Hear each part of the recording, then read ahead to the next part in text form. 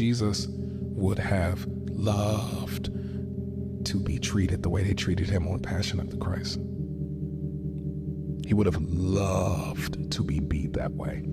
It was such a cute depiction of what really happened. He would have ate that if it was just what we saw in that movie.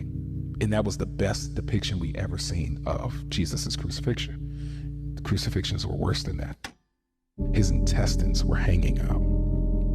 His entire rib cage was showing on both sides. His beard chunks were pulled out. His spine was opened up and exposed. The tissues and the muscles around his spine were exposed. He was beat butt naked. He was mutilated from his penis down. Isaiah chapter 11 says, you could not tell whether he was man or a woman. And he was naked. Romans didn't crucify you with a garment. You were naked. The closest thing they had in that movie was how when they beat him with the cat of nine-tailed whips with the hooks and they were ripping chunks out of him. Closest thing they had in that movie was when the Roman guard, after they beat him on his back, the Roman guard turned him over, went like that, and they beat him in the front. That's how they did him. All of this was ripped open, all in shreds. He had to carry a 200-pound, 300-pound cross, like how we squat in the gym.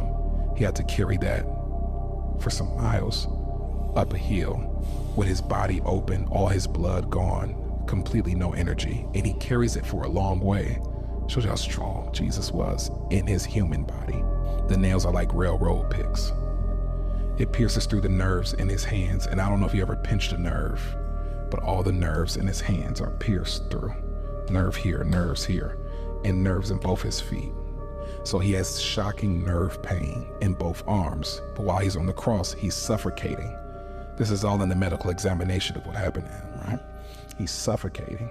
So he has to lean up to breathe, but he's on a rugged, splintery cross and his spine is open. So he's rubbing splintery wood on his open tissues and muscles. For 6 hours, he's doing this to breathe and rubbing, while nerve pain is shooting in his arms and shooting in his feet. Every second of his life, every breath is the most excruciating pain he could ever take. And he doesn't say anything.